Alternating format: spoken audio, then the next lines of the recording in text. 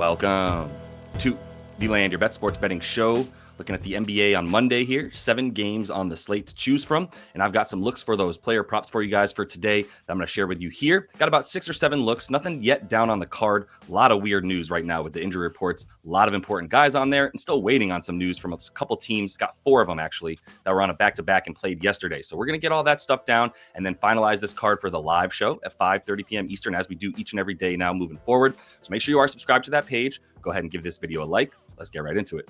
Need to pick it up here. 1-4 on Sunday. Had a bad 3 days in a row now. Haven't won since last Thursday. 3 losing days in a row. So obviously we can say we're due for some positive regression, but definitely some bounces that just went the wrong way over the last few days. In this one, Fox was a great look.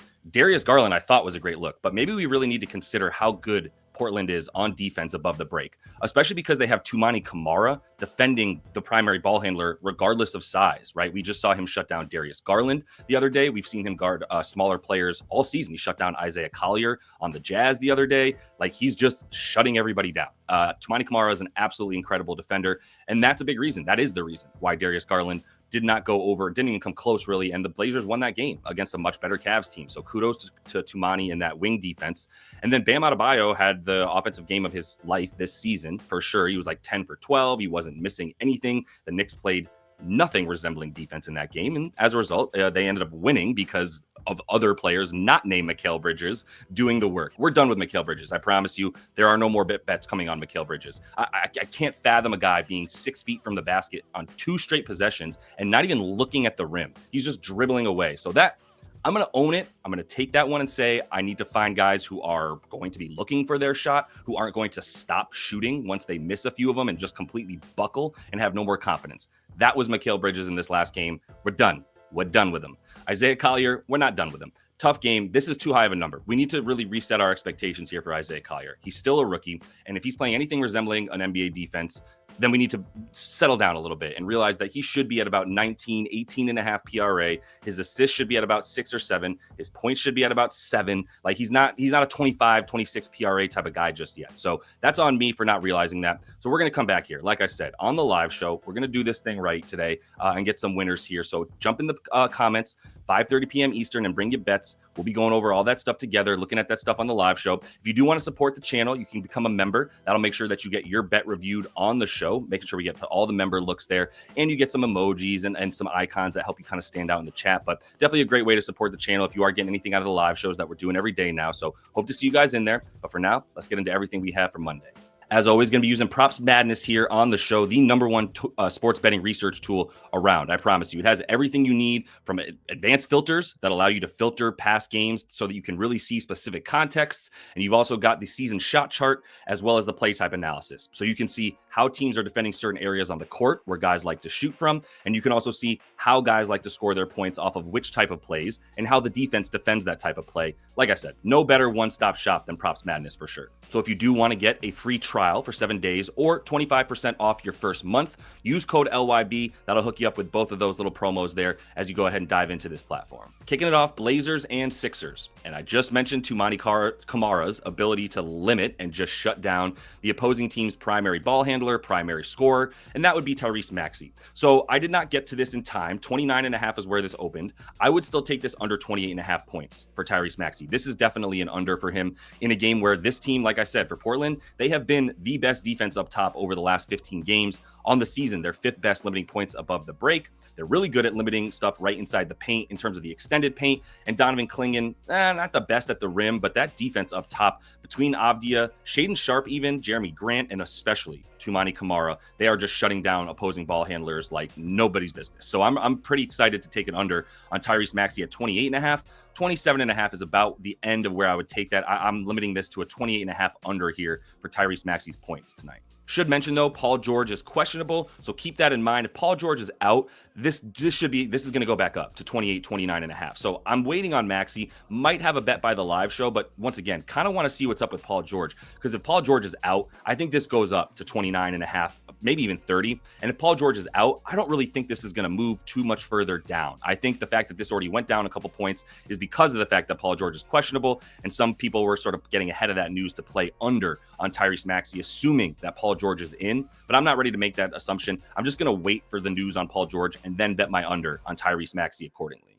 Moving down to Hawks and Grizzlies, we know Ja Morant is questionable, and the guy I got to go right to is Desmond Bane. So I'm waiting on the Ja news, but if Ja is out, Desmond Bane on the PRA, really on the points, whatever you want to take with him, I think is a good look here. If we look at him without Ja on the season, with Jaren Jackson, because we know he's playing on the season, and we make sure that we give Desmond Bane 32 plus minutes, because that's what he's playing at this point. He's actually playing closer to 34 plus minutes, but we'll just say as long as he's playing 32 minutes, how does he do here? Well, he's at 23 points per game in these situations, and this is the situation that I think we're going to see tonight. That's why these advanced filters are so important. You can recreate past games that are going to be like the one you see tonight to sort of understand and project how Desmond Bane might do. So in situations where he plays without Ja, assuming Ja misses tonight, and Jackson Jr. is playing, then he's played 8 games in such situations. He's gone over in 7 of 8 on the points, but the PRA, he's actually gone over in 8 of 8, averaging 38 PRA per game because the rebounds and the assists go up without Ja Morant out there. You get a few more minutes, you get a lot more touches in Desmond Bane's hands, so he's definitely a lot more of the lead facilitator and just primary ball handler once Ja goes down.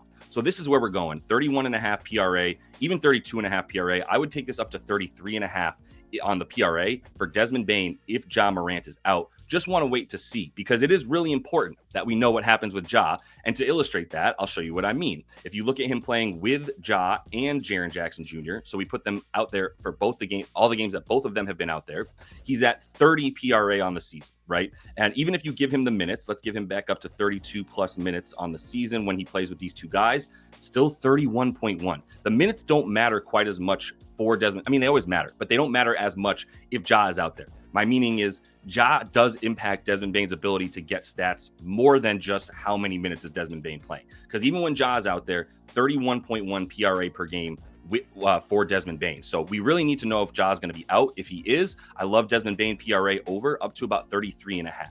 Moving over to Trey Young, I think we got to go back to an under for him. We just played under PRA against the Thunder a couple nights ago, and now we're coming back with a defense that's not nearly as good as the Thunder's, but this is still very high at 39.5 for Trey, and we might be able to get this at 40 at some point. We'll see which way people want to push this, because Memphis does play really fast, right? They're the fastest team in the league. The Hawks are in the top 5 fastest teams in the league, so there's a reason that this total is above 240, right? We're expecting a lot of points and a lot of possessions.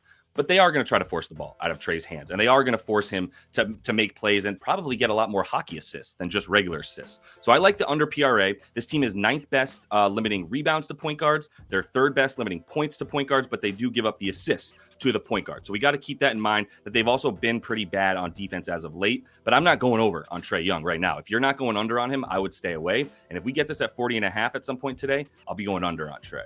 Too much still unknown in this Rockets and Thunder game. You can see we only even have props for a couple guys, but all of them are listed questionable. Brooks, Amen, Şengün, all questionable. For the Thunder, we know we're going to have them pretty much full squad, probably without Chet. But other than that, we don't know what's up with Houston. So we got to wait for what's going to be the best game of the night for sure with the Rockets and the Thunder. But let's move to Kings Mavs, because we know who's going to be playing in that one, and it's not going to be Domas Sabonis. So there's a couple things we can do with that. Starting on the side of the Kings here with Domas out, obviously we're coming back to Joe Val. So what do we do with Joe Val after in the first game that Domas went down here against the Rockets, he played 1 minute and then left. And then Joe Val played 30 minutes behind him, right? Because Domas basically missed the whole game, Sabonis. So then in that game, 15 points in 30 minutes, plus the 14 rebounds in 30 minutes. And I think you project him for 30 minutes again. Like, there's no reason that they would mix things up so differently. He can play enough like Domas Sabonis that they can just insert him into the lineup and play pretty similarly. Like, they haven't really even been running stuff through Domantas since the trades and De'Aaron Fox has been gone. It's really been a lot more Zach LaVine, DeMar DeRozan, and Malik Monk really controlling things. So what do we do with Joe Val? Well, if you look at him in the games where he's played at least the 25 minutes this season, just even 25, right? I'm projecting him for 28 to 30, but let's say 25, right? Well, in the games where he's played at least 25 minutes, he's at 12 points per game, which gets us pretty close to the 12 he needs there. Or excuse me, rebounds per game. He's at 12 per game, 11.5 on the boards. And the points, he's at 16 per game, 13.5 is the number here for this one. So on the PR, he's hitting this pretty nicely, 28 per game in the 7 games that he's played at least 25 minutes. And this is at a 25.5 PR number. So I'm going to, once again, wait for a little bit of market pressure, wait for more books to put out the Joe Val lines. And then I'll be going back to him because I think he's still good for 30 plus. And if he's good for 30 plus against who's playing center again for this team, like some version of Max Christie and Najee Marshall, like we don't even have PJ Washington in this game. Everybody is out for the Dallas Mavericks. We've got AD, PJ Wash, Daniel Gafford, Derek Lively, Maxi Kleba, and that's it, right? That maybe we'll get some Dwight Powell in here to help out. But other than that, Joe Val is going to be able to dominate for sure. And he's going to be starting in this game. Like I said, just plug right in for Domas and do the dirty work. So I really like the boards as much as anything, but I think we got to add the points when you look at how he's done this season for Jonas Valanciunas. So I'll be coming back to that on the live show once again. Just a disclaimer, I would not be betting on Keegan Murray. I do think we're going to get this up to 7.5, and he would be a guy that makes sense to step in and get more boards, but I can't really project how he's going to play with Joe Val now, right? Because we've got Jonas Valanciunas on the floor. He's going to be just going after those boards. So to say that Keegan Murray, when you look at him without Domas this season, right? He's played, I believe, 3 games without Domantas Sabonis. He's averaging 8.3, which makes you want to take over 6.5. I get that. But like these games, he played 37 minutes without Sabonis. He didn't even have Orlando Robinson, their backup center, right? In this one, same concept. No Sabonis, played 22 minutes against the Hawks, had some foul trouble, so got 7 boards, but didn't play very many minutes. And then when he did play 39 minutes against the Jazz, 12 rebound chances, 6 boards in 39 minutes. But once again, this is all ruined by the fact that Joe Val is around. So people are going to be tempted to take some overs on Keegan Murray, the starting power forward for this team, when Domas is out. But when Joe Val comes in, he's about as good of a rebounder, honestly, and especially because that's his focal point for him is rebounding. I think he's going to steal those boards from Keegan Murray, and I wouldn't be going over on Murray boards. Another under I'm considering here, points, rebounds, and assists for Kyrie Irving. I think we get these at 40.5 now, and they're still kind of going up, right? We might be able to get this at 41.5 to go under for Kyrie Irving. What I'm looking at here is a couple of things. We've got Keon Ellis on defense against him. So Keon Ellis is going to be getting some good minutes tonight because he is such a good point guard defender and perimeter defender in general that he's going to have to be out there to have the Kyrie Irving duty. That's a big reason why you see this Kings team limit point guards to the third fewest points per game. Let me make sure I'm not lying to you. Third fewest points per game to the point guard and 9th fewest rebounds per game to the point guard. Now, they do give up assists. They're in the bottom 10, limiting assists to point guards. So if you wanted to take the points and rebounds under, I think that's just as good of a look. You can get that at 34.5. If you think Kyrie might be good for 6 assists in this game, but I don't. And we see this at 4.5 minus 140. It's tipping over into 5.5. That's why the PRA is so high. I just think that's too high for Kyrie, regardless of what he's capable of. If you look at him without Luka Doncic on the season, he's still only at 36.1 PRA, right, on the season. And actually, if you give him the most amount of games he's played without Luka, he's over in just 11 of 29 on the PRA. He's averaging 35.7, and this is a good wing defense to limit point guards, especially on the points when you have a guy like Keon Ellis in your arsenal. So I'm going to be going under here on 40.5 PRA for Kyrie Irving. Just going to let this simmer a little bit more. Might be even able to get it at under 41.5.